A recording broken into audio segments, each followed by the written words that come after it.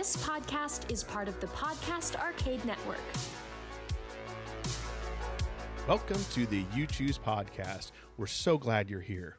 Please take a moment, pause this podcast right now, and share it with someone you think would find this podcast interesting. We would really appreciate it. Please go to youchoosepodcast.com. That's the letter U, choosepodcast.com, and find the different ways that you can connect with us and how you can be part of the live event. And without further ado, let's get into the adventure you choose. We're finally back. You thought we were canceled, didn't you? I know, but you know, life gets in the way sometimes, but never fear. You Choose podcast is here. We are here. Fun fact, for anyone looking and paying attention, I got braces. Oh yeah, that's right. Look at that. Isn't that nice? Look at that. Ooh. He's all ready to go. Yep. Yeah. It is the 80s. You have braces. It is the 1980s all over again. I just showed up late. Yeah, that's right. Only 35 years late, but that's okay.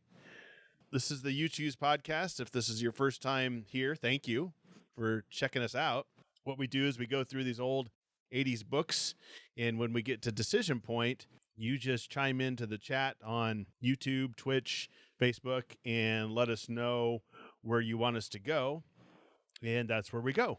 We usually do 2 books, so we do the same book twice. When you read these books when you were younger, you always went through them multiple times and had a different story. You know, when you died by just, leaning over to smell the roses and a lawnmower came by and took your head off, I don't want to go out like that. That's not how I wanted to end.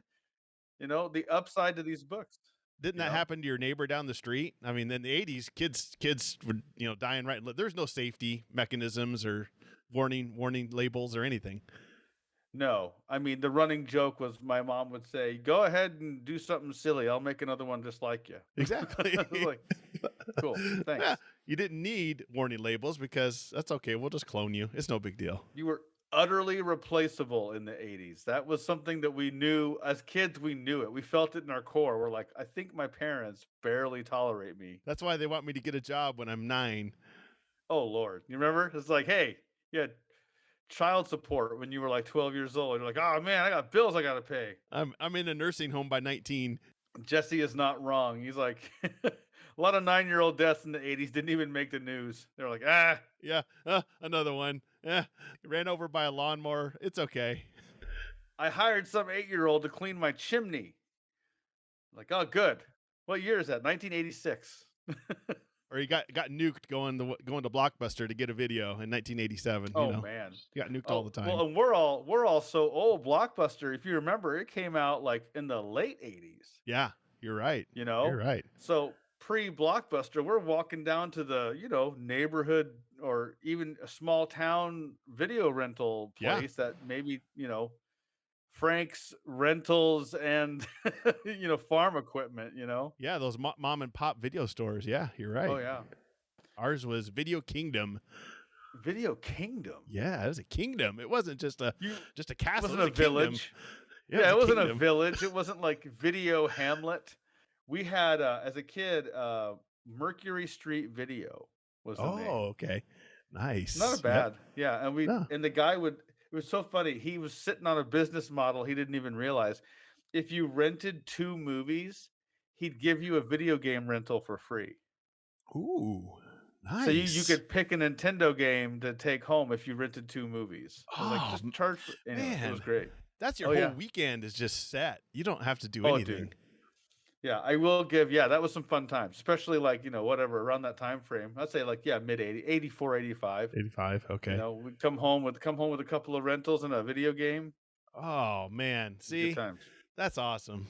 That's just, for a 9-year-old or 8-year-old or whatever, that was a dream weekend. Oh, yeah. And you crack open your secret, the lost jewels of Nabooti. You're good for 2 weekends. Oh, yeah, several. So, well, we better get started. So this is the second time going through this one.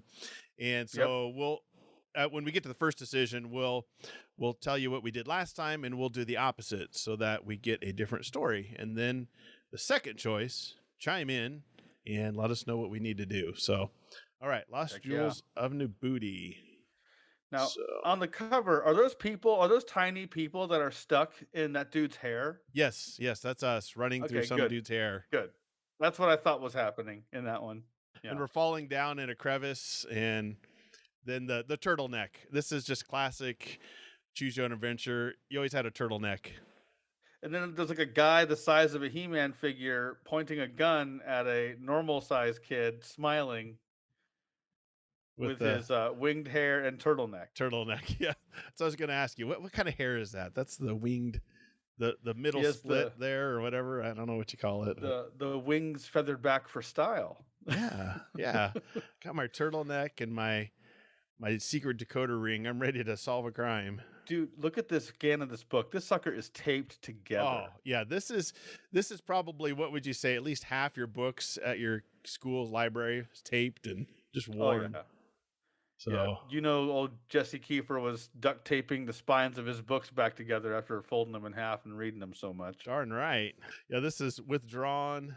Let's see. This was in a junior high school, a middle high school. Oh, Denver Public Schools. Denver Public, yeah. Look at that. Okay.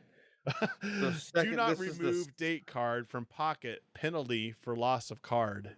Ooh, they don't tell you what the penalty is. That's what was the penalty in 1983 or whatever. That's going circling back around to Jesse's 9-year-old deaths. Yeah. They just kill you. Oh, they just show up with You're dead.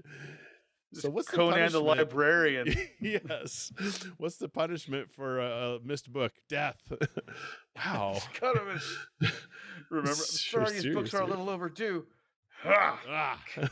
Split in half. If you haven't watched All right. the UHF, you do yourself a favor and watch it. All right. Do you want to start this one off, or so- should I? Yeah. Go ahead, and then I'll take the next page. Halfway through your summer vacation, you get an urgent telegram from your cousins, Peter and Lucy. Need your help finding the jewels of Nabooti. Fly to Boston at once. Bring passport. Danger. Be careful. Peter and Lucy. First of all, we're getting a telegram. Telegram, yes. Yeah. We're already dating ourselves. Yeah, so that's why the words are so broken up. You're not paying for words that you don't need to pay for. That's right. It's per letter or something, wasn't it? Or, Oh I don't yeah, know if it's- and telegrams you're paying per letter. That's not to keep stealing from movies, but from Three Amigos, he's like, "Let me give you the 3 peso version." Yes. Oh, yes. Oh, man. You're leaving out all those words you don't need. Hence the broken language. But I also love this too. It's like you're halfway through your summer vacation, which implies we're still in school. Yes. We're 9 years old. Yeah. Uh-huh. And of course, we get a telegram that says, "We got to go find some lost jewels." You're like, "Of Yeah. course." Oh, of course. In Yeah. my 9-year-old life. Let's see. This is a Tuesday. Okay. Yeah. I think it's jewel finding day. Yeah. I think that's in my It's- calendar. It's lost jewels of Nabooti o'clock. After reading the telegram several times, because it's short, you are still puzzled. You remember the jewels. Who could forget them? The 2 diamonds shone like the sun's reflection off a glacier, and the 2 rubies were like the eyes of a jungle creature at night. Peter's father had bought them from a shopkeeper in Morocco many years ago. The shopkeeper had been nervous about the sale, but also anxious to get rid of the jewels. Hashtag anxious to get rid of the jewels. 2 days later, Peter's father had returned to the shop to ask more about the jewels, only to find the shop closed. Ooh. A small sign on the door announced the sad and unfortunate death of the shopkeeper, Mr. Abdul Sayad. That same day, he received a letter at his hotel demanding the return of the jewels. Hashtag return the jewels. The letter warned him that his life was in danger if he did not return them. Obviously, he ignored the letter, but he always hinted about the strange and mysterious powers the stones held. Peter and Lucy tell you the jewels are lost. What can you do to help your cousins find them? You pack your bags and leave your house in New Orleans and fly to Boston. We're a Southern boy. We're traveling. We got our frequent flyer miles. Exactly. You spit out the crawfish you're eating. You get on- Hop in a plane. Yay. You glance over your shoulder nervously, searching for followers. Peter and Lucy meet you at the airport. Peter says there isn't much time if you agree to help. Take the next plane to Paris tomorrow afternoon. From Paris, you'll fly to Morocco. You'll have to hurry. But Peter, you complain, I don't understand what this is all about. You will when you read this letter. Here. The jewels of Nabooti are 4 keys to the hidden wisdom and wealth of a secret African tribe. Those who have the jewels either enjoy health and fame or they suffer agony beyond belief. That's the last kind of agony that we want to suffer. Beyond belief. Beyond belief. The current owners of the jewels must guard against their being lost or stolen. They must wait to hand them over to the appointed messengers of Nabooti. Loss of the jewels could mean death. Death. Capital letters. Could mean. It does say could. It doesn't say will. Yeah, that's true. That's true. Okay. Maybe. You are puzzled by the letter. Peter and Lucy try to reassure you, but the truth is that their lives have been threatened if they should continue to search for the jewels. They have asked you to search for the jewels because you are unknown to the thieves. Thanks, cousins. Yeah, I appreciate that. Just dragging me into your mess. You will be relatively safe. Relatively. Yeah, as safe as could mean death. Relatively safe. We're not committing here. I mean, sort of maybe might die. As anyone can be on the trail of the jewels of Nabooti. If you agree to go on tomorrow's plane for Paris, turn to page 4. If you demand more time, information, and extra help, turn to page 7. If I remember, we demanded more time last time. Yes. Page 7 last time. So that means page 4. Waiting for chumps in this world. That's right. Let's go to page 4 and make sure. Whoops. Clicked on that. They're clearly following my game plan of life. It's like, I could think this through, or... You notice we didn't say, hey, let me go ask my mom or dad if I can get on a plane and go to Paris, or let me check and see if my passport's up to date. It's just, you just go. You're like, I don't want to doubt my natural given skills and talents, but I am 9. So I'm going to defer. I'm already 9. I should probably check. I mean, I do have a bedtime still. I should probably check in with my parents. Yeah. I can still violate truancy laws if I miss school, but hey, let's go across the world, look for jewels, and we might die. Listen, it's okay. Listen, I can't be worried about truancy if I'm dead. So let's just do this. All right. So let's hop on a plane. Fasten your seatbelts. Put your seat back in the upright position. Extinguish all smoking materials. Flight 231 for Paris is now ready for takeoff. Oh, man. Put out your 9-year-old cigarette. Oh, what was I thinking? You're like, oh, darn it. I was just I'm going to quit next week. I promise. Although truthfully said, anyone watching this who grew up in the 80s and 90s, we suffered so much secondhand smoke. We may as well have been smokers ourselves. I know. Don't you love it? Hey, the first, 4 seats, you can smoke all you want. It's okay. Oh, yeah. And then everybody, and then there's no division, there's no wall, there's no nothing. It's just, you're over there. Smoke knows how to stop. Where the sign says no smoking, the sign just the smoke just stops right there. Just stops it. Oh. That'd be awesome. If somebody so funny digitally did that, where it just hits this invisible wall. That'd be great. It says no smoking. The smoke knows. Yeah, it knows. All right. The steward explains about the emergency procedures, but you listen with only half an ear. Then there's a roar of the jet engines as the plane rushes down the runway and leaps into the air. Turning away from the small plane window, you notice the person sitting next to you is doodling on a pad. Long, narrow fingers grasp the gold pin tightly. They are a bloodless white. What is creepier still is that they have no nails. You sneak a close look at his face and see eyes that reflect no light, a thin mouth showing no lines at the corners, a closely shaven jaw, a mustache. Uh-oh, Eddie. Oh, there it is. Don't trust him. Don't trust him. Doesn't matter that he doesn't have fingernails or that his eyes don't reflect light. It's the mustache. He's still good. Nope, it's the mustache. The minute a mustache is involved, you got to run. A mustache hides a scar that runs from the nostril to the corner of his mouth. You look down and see, you look down and see that the scribbles on the pin are diamond-shaped. They seem to spell out the word Nabooti. A shiver of fear races through you. This cannot be a coincidence. The person next to you certainly knows who you are. He must be looking for the missing jewels. Go to page 6. Here we go. In Here's the that guy. illustration, we're sitting next to Shaggy Hitler. I know. Look at that. Look at that nose. Oh my gosh. Yeah.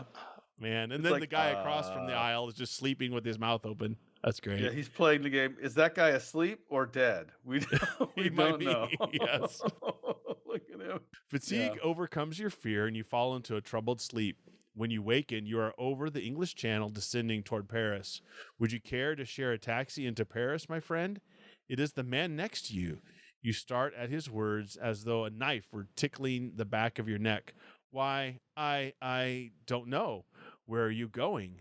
It is a pretty lame way to delay your answer, but you need to do some fast thinking. The stranger fixes you with an eerie stare and says, we're searching for the same thing. I need your help, and you need mine. All right, here we go. There we go. If you accept his offer for the cab ride, turn to page 10. If you make excuses and refuse his help, turn to page 11. So do we accept the cab ride or do we find an excuse? Yeah, okay, we do have our turtleneck on. Okay. I mean, half the battle, that sweater's tucked into his jeans too. Oh, yeah, and we got a jacket on too, like a suit jacket. What a combination. Turtleneck and a suit jacket. I mean, we can dress pretty smartly. We just gotta, not die. Not die. Yeah, exactly. So, all right. Let us know in the chat if we take his offer for the cab ride or do we make an excuse and try to get out of this. And we can take this moment as the votes come in here to put it out to listeners also. If you're listening to this show live or you end up listening to it later on. Last year, like you had pointed out, Lee, we read the one and only Christmas Choose Your Own Adventure story. Yes. And so we can do that again this year if you'd like, or we could just do a whole new Choose Your Own Adventure holiday. So we're going to put that out to you listeners. Yeah. Let us know what you would like us to read over the Christmas holiday for our holiday special. Jesse, that's the inspector from the Pink Panther cartoon. I think he's right. It does. It does look like it. Isn't that Inspector Clouseau? Isn't that who that guy is? Oh, yeah. I think it's Clouseau. You're He's right. A hatless Clouseau. And then we've got take a cab. So Probably one vote going to be taking a cab. We'll give it just a few more. Give it a few more seconds here. We can have the clock ticking away here, and we'll take that here in a few seconds, unless somebody else chimes in and let us know if we come up with a strange excuse or what. I don't know what we'd tell him, but I like how, again, a complete stranger wants a 9-year-old to help out to find a treasure. I mean, nothing weird here. Yeah, nothing odd going on this way. We expected more from children in the 80s. Yeah, we did. We really did. All right, so that's page 10, Eddie. So I think that's you. All right, here we go. A row of taxis meet you at the entrance to the airport. You and your strange companion jump in one and roar off to the center of Paris. The ride is fast and dangerous, just like Paris. Paris. Your driver doesn't seem to think that there are any rules to the road, because there's not. This is Paris, France. This is Paris. There are no rules. The lawless. Then you are standing on the sidewalk in front of a small cafe. Your companion motions to a waiter in the cafe. One moment, all is ready. The waiter scurries away only to... I tried to do a French accent, but these braces are just going to fight that. The waiter scurries away. Accents. They don't. They put braces on, I lose all my accents. The water scurries away only to return... Waiter. Only to return a minute later with 2 glasses and a note asking you to meet a man named Molotowa at the table in the back of the restaurant. He is our contact here in Paris. Listen to what he says, but be careful. Watch the doors and windows. Our enemies are about.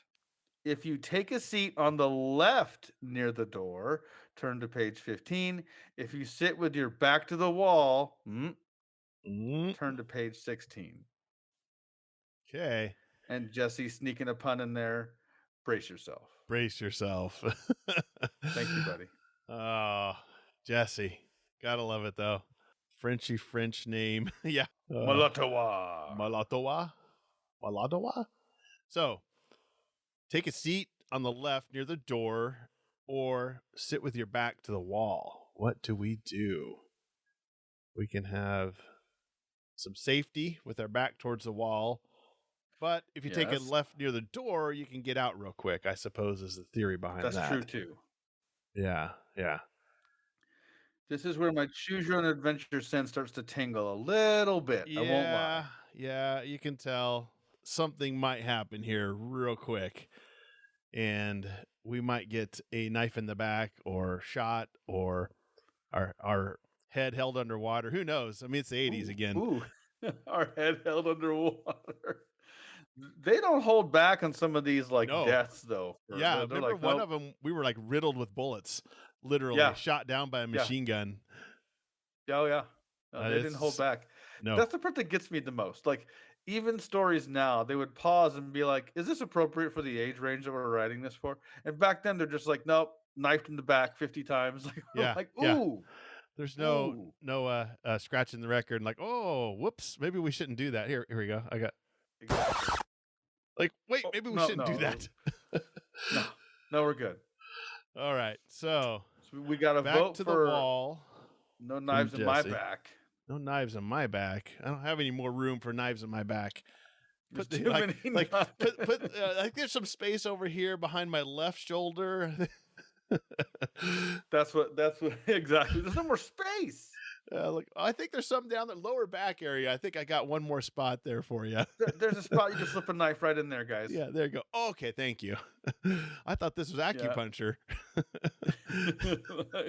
Also, if they can read, they're ready to do taxes. Yes. Okay. Guys, we have a whole new revenue source in under 10-year-olds. Yeah, exactly. All right, so that's page 16. Right. That'd be me then. Back to the wall. You remember reading somewhere that it's safest if you sit with your... So why is an 9-year-old reading about safe places to sit when you're... Once again, different time. Okay. It was a different time, kids. Wow. You remember reading somewhere that it is safest if you sit with your back to the wall. That way no one can sneak up behind you. The waiter hovers over your table for a minute, taking your order. Then Malatawa appears, at least you assume that is Malatawa, and takes a seat next to you. He's a handsome man of about 25 years of age. There are tribal scars, 2 rows of 3 lines each on his cheek. The multicolored African shirt fits loosely over his frame. Thank you for agreeing to meet with me. It is good that you came. Perhaps we can recover the lost jewels with each other's help. You nod in general agreement. But who exactly are you? Malawatawi looks at you for a moment and then says, I am a prince of the ancient Nabooti tribe. We ruled a large region of Africa for many years before Africa was taken by European countries. We were fair and just. The jewels are a powerful symbol of our leadership. They have magical powers. They can confuse the evildoers and stop the bad. We must have them back to continue our work. If you wish, you can meet my father, the king. He is in Paris. Or you can go now to the Ivory Coast where my people are. All right, another decision. If you want to meet Molotawa's father, turn to page 28. If you decide to go to the Ivory Coast, turn to page 26. So meet his father or Ivory Coast. Ooh. Let us know in the chat what you want us to do. All right. Again, it's just so awesome. All the French things that were so French. Yeah. I don't think it's so French. I don't know. But yeah, we know how to sit, where to sit strategically. We're meeting with the prince, and then we might be going to the Ivory Coast. Crazy. Number 9. Papa Molo. Vote for Go See the Father. Oh, okay. So we'll give it another few seconds here, but we'll see if we got some. Ooh, nice. There we go. There's our time. All right. So it's Father's Day, I guess. So that's page 28. Page 28. And here we go. This is why Choose Your Own Adventures force was tingling, kids. Yeah, yes. Unfortunately, you never meet with Molotowa's father. While taking the metro subway, for you dummies out there, For you Yankees. across Paris, a terrorist bomb explodes in the underground tunnel. It's all over for you and Molotowa. Too bad. The end. Oh man, I like it's just Dead. too bad. Oh. We just died by a terrorist bomb. And This they're is the just like- kind of writing. This is like, oh, too bad. Okay. Anyway. Yo, got the whole tree. If you ever look at a Choose Your Own Adventure book, how they do it, they kind of like do it on a dry erase board with like trees, Mm-hmm. It's like they had the tree of this whole story laid out. They're like, yo, I need a death on page 28. Yeah. Have him blow up by a terrorist bomb. Bomb. Should we do stabbing or bomb? We did stabbing the last book. Let's just do a terrorist bomb. Poison I or like push that. out window? Which one should it be? I love Jesse. What? What? What? Yeah, I know. Too bad. Let's see. Man, we didn't become a shark at all in this one. That's a great one. That's a Rankin Bass one too. Yeah. Oh, yeah. No, that's not the picture. Okay. Yeah, it does have a picture, but yeah, I was just too bad. Too bad. What? But we're a shark. They should put that at the end. That would be great. Instead of You Are a Shark book where you turn into a shark, they have this one where you actually turn into a shark. Like you wake up from your shark dream that you were a kid looking for not lost jewels in the booty. This game stinks. Okay. Yes. Well, that's okay. Hey. We died, but we That got was another one easy. here. Another So- book, guys. Don't run away. But wait, there's more. But wait, there's more. This one is not Choose Your Own Adventure, but on this show we do Choose Your Own Adventure adjacent. So this is the Yes, we do. Reader Beware, You Choose the Scare by R.L. Stine, none other than the Goosebumps author. So Now, full disclosure, we planned on doing this a little earlier, closer to Halloween. but And we're still good to get scared. exactly, we was always going to get scared. But with that being the case, we have a great story this time around. Night in Werewolf Woods. Yes. And we would be remiss if we weren't talking about the 80s and all this great stuff and mentioning werewolves, and we didn't share with you this wonderful clip. Dad, an explanation. Look at me. Look at you. It's not as bad as it looks. Wait a minute, Dad. I mean, you knew about this? You knew about this and you didn't tell me? I was hoping I wouldn't have to. Sometimes it skips a generation. I was hoping it would pass you by. Well, Dad, it didn't pass me by. It landed on my face. What the hell am I going to do? Yes. Michael J. Fox. Teen Wolf. What the heck are we going to do? We're going to read a werewolf story. is what We're gonna read a do. werewolf story. So Great movie. If anyone's not seen that, the great and wonderful Teen Wolf, which fun trivia fact, part of that movie was filmed in the town that Mr. Jesse Kiefer is currently living in. what? Really? Yeah, dude. Oh yeah, like 1/3 of Teen Wolf was filmed in Fremont, Nebraska. No way. I didn't know that. Guess way. Yeah. This probably filmed in Absolutely. Jesse Kiefer's house and didn't even know it or something. It wasn't filmed far from there. It was like one of the main strips with some of the like more historic houses. I forget the connection. I don't know how it happened, but there are some several shots in the movie that were done in Fremont, Nebraska. So did Michael J. Fox come there, or was this just outdoor Yeah. scenes? I think. Or... No, they were outdoor scenes where he was walking on the sidewalk. He was legit in Fremont. Wow, I did not know In fact, that. the head coach that he talks to in the movie, if you look around his office, he's got Husker stuff everywhere. Oh, wow. Okay. Yeah. Give it a second watch. Watch Teen Wolf and look around. You'll see Nebraska Cornhusker stuff in the football coach's office. Jesse could have been an extra in Teen Wolf. That would have He been would have been awesome. like 6, but yeah, that would have been You could- amazing. Like when they're playing the basketball game. Well, they probably didn't film that in Fremont, but They, like I said, from my understanding, was several outside shots and like some of the downtown, like old downtown stuff they filmed in Fremont. okay.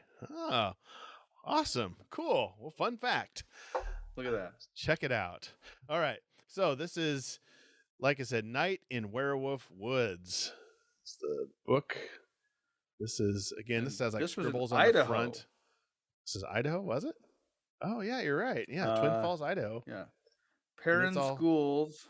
Yeah. All beat up, of course. Twin Falls, Idaho. Huh. Okay.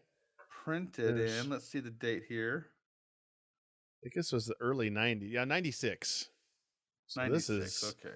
This is late 90s on this one. So this isn't the 80s. So we would not be working full time till at least 13, probably. At Maybe least 14. 13 years old. Yeah, Maybe yeah, 14 totally. even. And we probably would have to ask permission to go to Paris. Oh, yeah. Maybe. Yeah. Can't just All be right. just going to Paris. Yeah, you can't just do that. So, all right, let's see. Did you start last time or did I on the last I did. book? I did. Okay, so I'll start on this one. This is funny. Nerd alert, nerd alert. We interrupt your everything perfect... you ever heard. I know. We interrupt your perfect summer vacation. See, we're still on summer vacation. That's Wow. amazing. At Deep Woods Lake to bring you the special nerd news. Your parents have invited their best friends, Mr. and Mrs. Morris, and their super nerd son, Todd, to share the cabin with your family this year. You can't believe it. Hashtag don't be a Todd, though. Remember? Don't be a Todd. Yeah. Oh man. So we got the annoying friend that's coming. This is checking the Yes. boxes for you for Choose Your Own Adventure. Your worst nerdmare. Oh man. Hashtag nerdmare has come Nerdmare. true. Nerdmare. Ooh, Nerdmare. Wow, there's a nerd a lot. Wow. Oh, the puns. This can't be happening to me, you say aloud as your family minivan pulls up to Woods World. You've already spotted the Morris's car. It's parked beneath a string of colored lanterns hanging over the entrance to Woods World. Woods World is in the cabin community that your family has vacationed at every summer since you were a baby. Then you spot Todd. He's gawky, stringy-haired, and wears thick black-rimmed glasses. Hey, what do you say? Todd calls to you, his big hand whirling birds out of the car window in a nerdy wave. Be nice, your mom cautions. Yes, maybe Todd is different now, says your dad. Oh, he's different, all right, you moan, from everyone else in the whole planet. Page 2. Your minivan and the Morris's car both roll up the gravel drive next to Evergreen Cabin. You gaze around. Nothing has changed since the last summer. The woods behind your cabin are still dark and deep. The sparkling blue lake in front of the cabin is as smooth as glass. A narrow, sandy beach stretches into the easy curve around the shoreline of the lake. The sun is almost set, leaving behind a fiery pink-orange glow in the sky. There's enough daylight left for you to notice a note taped to the screen door of your cabin. Cool, you cry. You jump out of the car. That must be a note from my friends, you tell your parents. You sprint across the lawn and up the porch steps. You pull the note off the cabin door. To read what the note says, turn to page 3. You unfold the note and you read it out loud. Kids only campfire tonight, 8 p.m. at the beach. Wonderful, your mom cries as she hurries up behind you. It's only 7 o'clock now. You can help unload the car and then go. This will be a perfect opportunity for the other Woods World kids to meet Todd. And a perfect opportunity for them to think I'm a nerd. You nerd too. Oh, no. Because The I'm worst. with him. Yes. Oh. You mutter, but no one hears you. Your parents and Mr. and Mrs. Morris have gone inside the cabin. You watch Todd unload his stuff from the car, and as he pulls out a red tin box, 3 very large, red-haired boys bike up to your driveway. They're the Murphy brothers, Jess, There we go. Buck, and Sharky. Oh, man. He's a shark. Up there, yeah, yeah, exactly. We welcome to Woods World, Nerdo. The oldest brother, Sharky, taunts Todd. Man, these kids are brutal. And you wondered why it was so bad being a nerd. Even in the 90s, it was hard. Wow. Sharky's 15. Poor kid. He looks as if he's been lifting weights since he was 2 years old. Last summer, a kid told you that Sharky got his nickname because getting into a fight with Sharky is like trying to survive a shark attack. Well, we've never been a shark, so I guess Yeah, we true. can always dream. I guess if we can't be a shark, get attacked by a shark is the second best thing. Exactly. I got bit by a shark. Maybe I'll get shark powers. Yeah. If you're listening to this later and you're wondering why all the shark jokes, we did two episodes called "You Are a Shark." Check in the Check show it out. notes. Link to the old episodes are there. You can check it out. So that's where it's coming from. Super fun. I see you brought us a present, Sharky says to Todd. He grabs the tin box and tosses it to his youngest brother, Jess. Hey, Todd shouts, that's my pewter figure collection. Bring that box back. Ooh. Tears form in his eyes as the Murphy brothers pedal away, taking the box with them. Turn to page 12. Man, is this bully? You are a bully.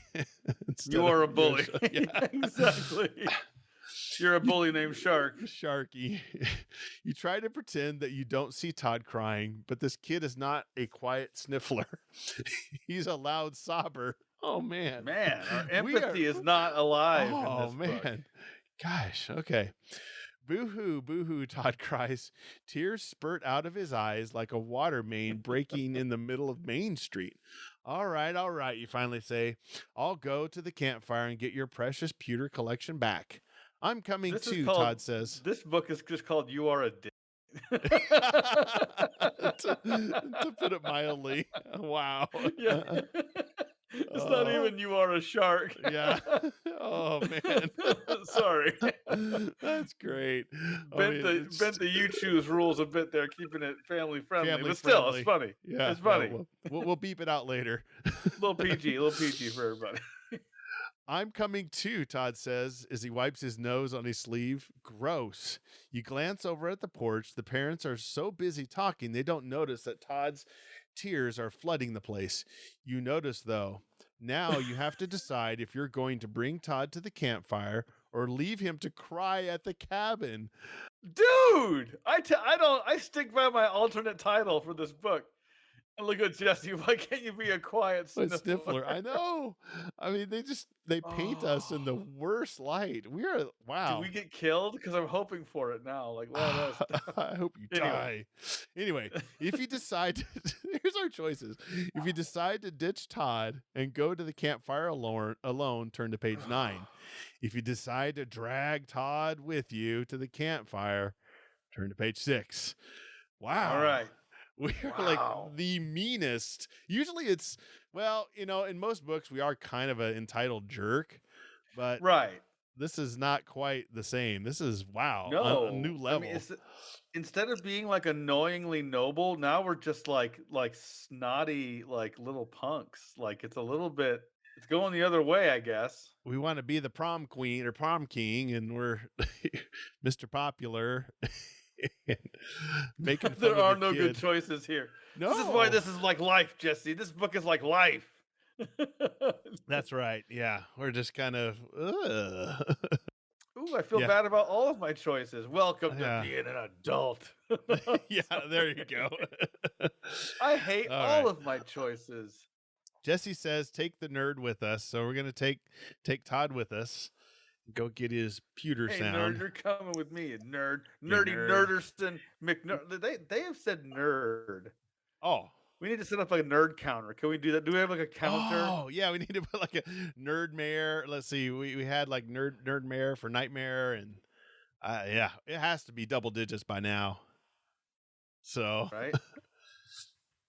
All right. So page 6. Take Todd with us. Just can't believe this. Wow, we're so nice. So funny. All right, Eddie. All right. I have a tally counter. Oh, you do? Okay, you got one up. Okay. So I literally have one up now. Okay. We're gonna count all the nerd counts. Okay. We'll count, see how many we get up to at this point. Yeah. From this point forward. There we go. Can I present another screen? All right, here we go. So page 6. that we went to here. Yes, page 6. You can't help feeling sorry for Todd. God dang my empathy. I try to kill it every day. Now all of a sudden we feel sorry for him. Now I feel bad. Okay. You decide to take him to the campfire. Maybe if those Murphy brothers see you crying, they'll feel sorry for you too, you tell Todd. Ah, there it is. What? There's the monster within. What kind, man? What kind of jerk? What? How is that gonna help? Man, They are the meanest. Yeah, exactly, dude. They are the meanest boys I've ever met. Todd wails. I don't know, Todd. The guy you're with, we're pretty bad too. Yeah, I think the guy we're with is worse. Yeah, we're pretty bad too, Todd. He takes a package of tissues out of his shorts pocket and blows his nose. Loud! What a loud nerd he is. Ugh. Gosh, Todd. Really, really, Todd, you say. You'll scare them off, honking more than they could ever scare you. What? They just, oh, wow. Man, I just want my, God, twist the knife. I want us to die. I just want my pewter collection back. It's my most precious possession. As soon as Todd says that, the faucets open again. He can't stop crying. I can't go to the campfire, he sobs. My sinuses are all clogged now. You'll have to face them alone, I guess. Alone, you repeat, cheering up immediately. Without you, Todd? I'm sorry, Todd weeps. I just don't feel like going to a party tonight. If you insist, you say happily, we are a jerk. We are the worst. We're the worst. Page 9. You leave Todd to cry alone at the cabin. Look how that's starting sentence. This is the meanest line. You leave Todd to cry alone at the cabin. You stay here. This is like how every romance novel starts, by the way. Oh yeah. There you go. You leave Todd to cry alone in the cabin. Yeah. Dot. This is like, not to be too dark, but this is funny. This is like Eddie's divorce, choose your own adventure. It's like you leave Eddie to cry alone at the cabin. You stay here and unpack your stuff. You say to Todd, I'll go to the campfire and get the box back for you. You hurry out the cabin door. You head for the usual campfire spot at the south end of the beach. A giant fire is already blazing when you arrive. You see your friend, Lauren Woods, who doesn't know you're a monster. Yeah. Her parents own Woods World. She and the regular crowd of Woods World kids are sitting around the fire listening to Sharky Murphy tell a creepy story. Remember the legend of the werewolves, Sharky is saying mysteriously. At first, you may think you are talking to a friend. Then they make fun of you for having emotions. Yeah. You should have a heart of stone like us. Yeah. Exactly. Then when the full moon comes out from behind a cloud, you'll see hair begin to grow on your friend's face. Then they become Jesse Kiefer with a fabulous beard. Fangs take the place of teeth. A voice that once was human turns into a beastly howl. Sharky pauses and lowers his voice to a whisper. Look, he says, the full moon is out tonight. This is a perfect night for the werewolves of Woods World to appear. No one is safe here. Not now. Not ever. Ever. Dun, dun, dun. Go to page 28. See, they're doing the trick. They're making you hop all over the place. Yeah. These illusion later of ones choice. they do. The illusion of choice. Page 28. Sharky laughs an evil laugh as he finishes his story. The kids sitting around the campfire study each other's faces, searching for hair or maybe fangs. Who do we kill first? The kids say. I'm kidding. The most evil person here. Oh, wait, that's Todd. Me. He looks. Yeah, Todd has fangs. We kill Todd. No. Yeah, that's probably what exactly, happened. Dude. Turns into Lord of the Flies. As clouds cover the full moon, the campfire party breaks up. Everyone says goodnight. Lauren Woods laughs as she calls to you. Nighty night. Don't let the werewolves bite. Clever, Lauren. Oh, Good very job. clever. Yeah, You good job. popular kids are the greatest. Yeah, you're the most intelligent. Yeah. Did you ever see a werewolf, Sharky? One of the younger kids asks before he leaves. Ha! Laughs Sharky. My brothers and I saw plenty of werewolves' tracks in the woods just before we came to this campfire. Isn't that right, Jess? Yes, the youngest Murphy brother says. We saw the wolf tracks when we were burying that nerdy kid's box. Burying it! Oh, man. Ugh. So you think to yourself, they buried Todd's box. But where? You promised to get the box back for Todd, but should you go out alone tonight when the moon is full? If you decide to look for the box tonight, turn to page 13. If you decide to go back to the cabin, turn to page 71. All right. Well, let us know in the chat if we decide to look for the box or do we just go back to the cabin. Man. Maybe instead of changing into a werewolf, we change into a nice person. I'm sensing a plot. I know, right? I'm sensing a plot twist here. He-Man sword raised. Okay. I'm sensing a plot twist. I don't want to ruin this, but I feel like Todd might be a werewolf. Okay. We're a little suspicious there. We need some suspicious music.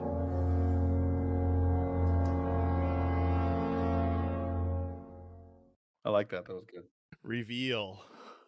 All right, we'll let us know in the chat. Oh, look for the box. Okay, so Jesse says look for the box.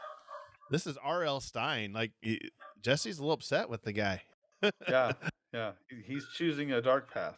Yes. Like okay. Oh, whoops. To the wrong one. So look for the box, page 13.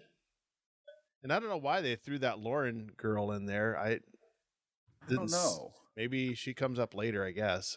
I'm not sure. Oh, look at this. So on page 13, they have a little X over the 13. So I'm guessing somebody mark that off. Yeah. Don't go here. Don't go here. That was a trick too. Some people would write down little like notes for themselves. Yeah. And some of these, you're right. I usually just kind of pull down the corner or something like that. But, everybody's different. All right. A promise is a promise. Now all of a sudden we have a conscience, Eddie. What happened? I know, right? Now all of a sudden we're like going for it. We're nice now. Yeah, we're nice. Okay. A promise is a promise. You promised Todd you would get his box back tonight. You decide you have to go into the woods alone. It's no big deal, you think to yourself. I've been coming to Woods World forever. I've never seen werewolves here before. You follow the Murphys up a gravel path to the woods. You hope they will lead you to the box. The only problem is the Murphys are nowhere in sight. They have sprinted up the path in the darkness. You peer ahead but see nothing. A full moon is behind a cloud. Total darkness surrounds you like a thick blanket. The woods are silent tonight. Even the raccoons and the other night creatures seem to have gone to bed early, or bed already. Nothing is out here. Nothing except me, you say to yourself. How? You whirl around. What made that horrible noise? You glance to your right and then to your left. Nothing.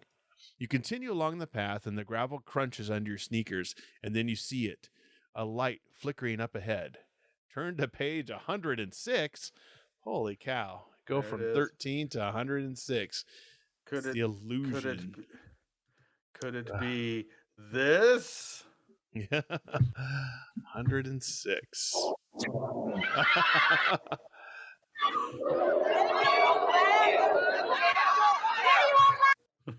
Just a little fun. It is. All right, 106. Okay.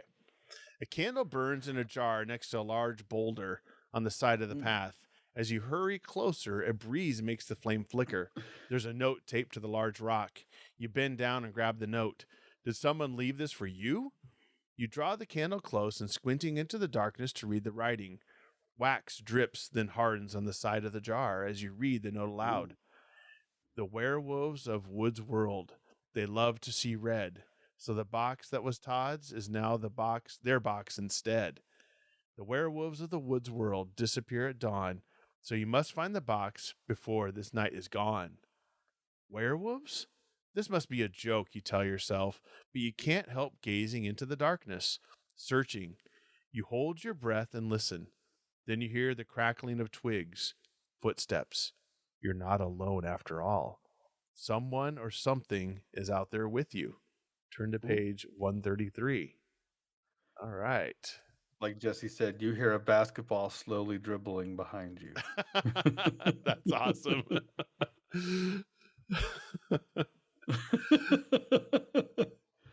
Oh, man. Quickly, you duck down behind an old tree stump. You listen for the footsteps again. They're closer now. But in the darkness, you can't tell exactly where they are coming from. Your heart pounds like a jackhammer. Footsteps. Closer, closer, closer. Ooh. Ah! Ooh. You scream. Hand is on your shoulder. You're afraid to look. Hey, what do you say? Todd's voice breaks through the scream. It's just me. I came out to find you. After all, it is my box, and I should help you find it. You can't believe this guy. He just scared you out of your wits, and he's still talking about that stupid box. You catch your breath and try to slow your heartbeat down to normal. Get a life, Todd, you snap at him. You shouldn't sneak up on me like that. I just want to help find the box, Todd whines. Look, I even brought a flashlight. You're glad it's Todd and not a werewolf. In fact, you're glad for any company on a night like this. Follow me, you say. Which way, Todd asks. 75. Oh, maybe he is a werewolf. I don't know. So we'll find out. Yeah. 75. We haven't made a choice yet. No, that's just all story. I mean, we did. Well, we did, yeah. It's basically a bigger jerk or less of a bigger jerk. Bigger jerk, less of a jerk, look for box, or go back to cabin. Yeah. We've had This two way choices. you answer. Toward the two red lights. You lead the way through a wall of thorny bushes. There should be a path to the beach around here somewhere, you say. Youch, Todd cries. These stupid thorns are scratching me all up. Better watch out you don't bleed too much. You joke. You don't want those werewolves to catch the scent of fresh blood. Todd's knees tremble as the two of you push through the overgrown vines and shrubs. Are you sure this is the path, Todd asks? It's so dark out here, I can't see a thing. Before you can answer, you hear, "Howl." This time, the terrifying noise is very close. Oh no, Todd whines. What was that sound? You try not to sound too panicked. For Todd's sake. You flip on the flashlight switch. Darkness still surrounds you, and you hit the flashlight on your hand. Once, twice. Still no light. Stupid batteries, you mumble. But even without light, you notice the ground under your feet changing from dry to slippery and very slimy. Where are you? Turn to page 4. Interesting turn of events. Of course, the flashlight doesn't work. No. Going into that trope. If they had been more like the Choose Your Own Adventure kids, they'd have a spare. Oh, yeah, They'd have definitely. a spare flashlight, yep. Oh, yeah. It's a cave. In all the summers I've been coming to the woods world, you say to Todd, I've never knew there was a cave here. Let's check it out. Then you hear a voice from somewhere deep in the cave, a voice calling your name. You think the voice sounds like Sharky Murphy, but you can't be sure. Hello, you answer. You start to move forward into the deep black cave. Todd tugs you back. Don't go in, he warns. Again, the voice from inside the cave calls your name. You feel pulled by the voice and pulled by Todd at the same time. What's it going to be? Go in or stay out? So let us know in the chat. Interesting. Do we go in the cave or do we stay out of the cave? That is the question. Pretty straightforward choice. Yeah, at least we finally got to a choice. So at least right. we can see what's going to happen. So let us know. Stupid portable electricity. I only have because of Todd. Yeah, I know. We'll even blame that on Todd. You're so quick to wham on the nerd until he's helping save your life. Exactly.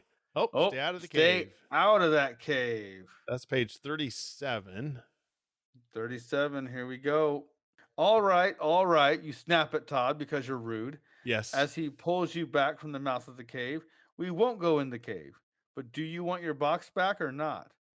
Of course I do, he says, still holding on to you. But I think I'm allergic to caves. I feel kind of strange. Well, I feel kind of strange too, with you holding on to me all the time. You shake his hand off your arm and step back. Oops. Instantly, your feet sink into a thick, mucky goo that won't let you go. Quicksand! Oh, yes. Now it's going to Yeah! get interesting. Now, the worst of our 80s fears come to life. Yes. You're glued to the spot and sinking deeper and deeper. Hey, Todd, you cry. Get me out of this, will you? Todd says, you sob pretty loudly. Yeah. And pushes your head under the sand. Blip. Yes. No. That'd be great. But Todd isn't listening. He has his back turned. He is staring at a beam of light shining through a crack in the cave ceiling. Todd gazes up and shouts, I see the full moon. Never mind the full moon, Todd, you beg him. Please pull me out of here. Todd does nothing because homeboy's gonna turn into a gosh darn werewolf. It's coming. Pull me out of here. Todd does nothing. You quickly check and see that Todd isn't standing in quicksand, but he can't seem to move either. He stands motionless at the light of the full moon. Todd is in a trance. Oh. Ooh, you're gonna get killed by Todd. Yeah. Turn to page 10. As you sink deeper into the quicksand, you see Todd being transformed by the moonlight. Yep.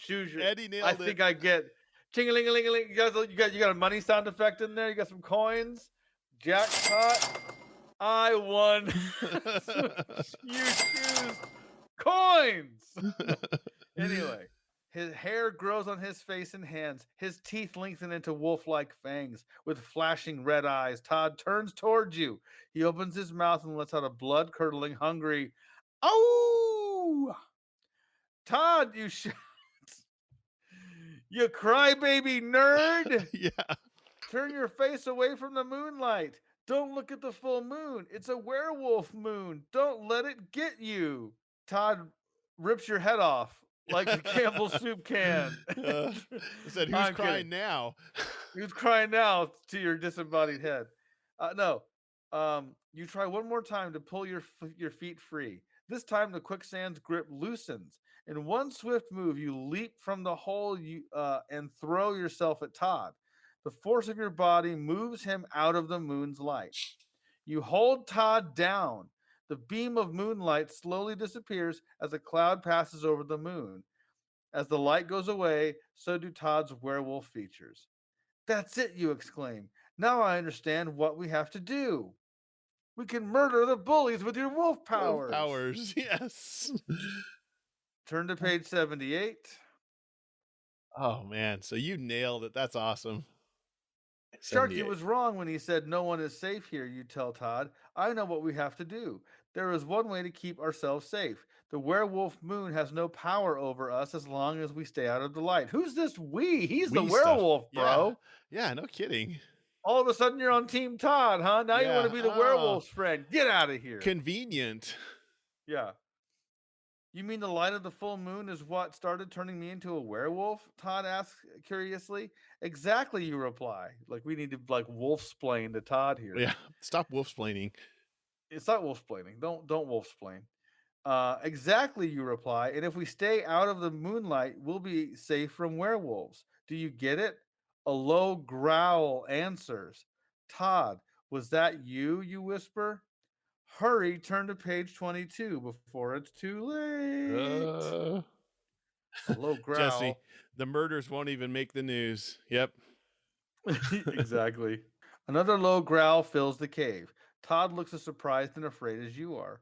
No, Todd says in answer to your question. That wasn't me. Was it you? The growling sound is lower now, louder and closer. No, it wasn't me, you reply. The full moon's beam suddenly breaks through the crack in the cave ceiling. The cloud has passed by, and the moonlight is as clear and bright as a Hollywood spotlight. This time it is not shining on Todd's face. It shines on another face, and another. Two faces that are not quite human. Faces that are transforming before your very eyes into snarling, growling werewolves. Into wolves. Werewolves, to be more exact. What should you do? Is the moon just turning everybody into a werewolf, or is it just certain people? I'm confused. Your knowledge of the Goosebumps book, The Werewolf of Fever Swamp will help you decide what to do. We don't know anything about this. So we don't have that one. Okay. what type of bird did the werewolf of Fever Swamp rip apart? If you think it was a cardinal, go to page 57. If you think it was a heron, turn to page 68. Huh. Interesting. That's an interesting twist. So you have to have one of the other books to figure out what to do in this one. Oh, dirty, man. rotten trick. Marketing Making you buy another genius. Yeah. So do we pick cardinal or heron? Yeah. Which bird do we want to dismember? Cardinal, right? Or heron? Let us know in the chat. Cardinal or heron? I got a feeling it's just a wolf. It's just the moon turning kids. I think so. Because now I'm wondering, like, how come there's all these wolves running around?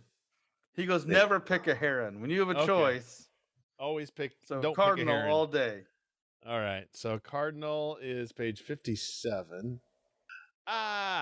You and Todd scream together when you spot the drooling werewolves. You start to run. You turn around to make sure Todd is keeping up with you. He's gone. And the werewolf that was right on your heels is gone too. You race toward the dark end of the tunnel. The air gets thinner. It's hard to breathe. Soon, you're lightheaded from the lack of oxygen. You feel as if you're floating. Is it true? Are you really floating? Turn to page 65. I like how we're suddenly concerned about Todd. No, now we care. Yes, you are floating out of the cave into the darkness of the night. You look down and see the lake far below. Hello down there, you call to anyone who might be awake in the cabins of Woods World. No one hears you. No one sees you drifting away. As you drift high above Woods World, your body starts to shrink. Suddenly you feel very light, paper thin. That's what I am now, you say. It must have been from not having enough oxygen and breathing that bad cave air. You continue to shrink as you float toward the entrance of Woods World. You see the main building. You see the cars parked around it. You see the string of brightly colored paper lanterns lit up to welcome newcomers to Woods World. You seem to be floating closer and closer to the lanterns. You've only seen them from the ground. This is the first time you're looking at them from above. It's the closest you've ever been to paper lanterns. Oh my! You gasp when you notice the strangest thing you've seen all night. Strangest thing? You're floating. What, I don't understand what we're doing here. This book is off the rails. All right, go to page 90. It's a weird turn all of a sudden. Those figurines weren't pewter; they were lead, and we got that lead poisoning, son. We're dying. They're made of mushrooms or something. I don't know. Exactly. They're made all of right, page 90. Heroin. 90. You're floating directly above the paper lanterns now. For the first time, you see that each lantern has a face. In fact, each lantern has a face of someone you have known in the past. Hanging on the line of the lanterns are all the people who used to come to Woods World. For reasons you never understood before, they just stopped coming in the summers. But now you know the truth. They didn't stop coming to Woods World. They never left. Ooh. Slowly you drift up and over to an empty space on the string of colored paper lanterns. You hear a soft click. Suddenly you can't move. Hey, you try to say to someone, anyone, but you're a paper lantern person now. You can't talk anymore, and neither can any of the other lantern people. Hope you like Woods World a lot. You'll be hanging around for a long time. In fact, your stay here may never come to an end. The end. Oh, the pun there right at the end. Perfect for Jesse. Yeah. Did we wait? So we were being chased by werewolves. Yeah. And then we turned into a lantern person. Yeah. This is really weird. There you go. Yeah. I feel like, because if you look at the Choose Your Own Adventure books, they got really kind of like other, like extra worldly, other, like very like new agey, like science, cutting edge, weird, experimental thought kind of thing. Yeah, kind of meta, like the whole 2001: A Space Odyssey type thing. You're a giant space baby, it's like yes. And I feel like what they're trying to do is they're like, man, some of those endings were weird. We should have weird endings too. Yes. You're a lantern person now. You're a lantern person. We go from our nerdy friends of werewolf to lantern person. That has Wow. nothing to do with werewolves. I know. It makes no sense. Do you think again? I need an ending here. Come on, guys, give me an ending. I need Guys, weird. I got a blank space over here. Well, yeah. Which one do I fill in? Paper lantern person. Paper lantern. Okay. I'm high as a kite. I like your ending. I like. Oh, that's confusing. That is just strange. So I don't get it. Did we become a shark? Yeah. Sorry. Are we a shark? So Are we a shark? we're a paper lantern, but I'm not a shark. Does that count? Man. That's fun though. I mean, it's just bizarre, but it was fun. It was a fun book for sure. We'll try it again next time. Yep. You know what? Why not? Maybe we'll be a shark next time. Hey, you know what? I just don't know how we became a paper lantern. Did we just become a paper lantern? So we need a book. You are a paper lantern. That'd be amazing. Oh, jeez. That was the most nutty thing. I'm like, well, that is the strangest thing we've seen all night. I will say, becoming a paper lantern in the hierarchy of weirdness beats seeing a werewolf. I think you're right. Not by much. So, well, we'll do this 2 weeks. We're gonna hopefully get back on schedule. Probably every Thursday night, or not Thursday, every Monday night. Mondays. But just check out youchoosepodcast.com, all the different ways you can get in touch with us, email, social medias, whatever. Yep. Follow us on social media, please. Let us know what you like, what you don't like, what you want to see from us. We got plenty of stickers. If anybody would like one, feel free to message us on any of those social medias. Let us know, and we can, send you one. Why not? Yeah. Yeah. And tell your friends. Check us out. We'd sure would appreciate a like, share, whatever. Oh, here, Jesse. Cave allergies, quicksand, werewolves, and pewters, and then paper lanterns. I mean, there you go. According to our schedule, we should be broadcasting the day after Christmas, so we have perfect time to do our Christmas special. So, and for later, this is episode 50. Oh. I forgot about that. I forgot to mention that. 50. Look at that. We're just trucking along. The big 50. So congratulations. My gosh. Time goes by quick, dude. I know. It doesn't take long to get up to 50 episodes. You just keep trucking.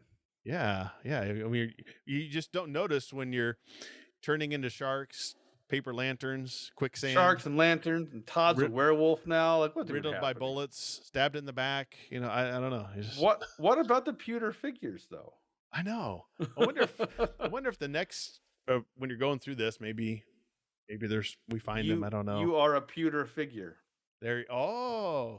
Instead of a paper lantern. Yeah. Huh. Okay. All right. Well, hey, thanks everybody in the chat, and thanks for listening later. We really appreciate it.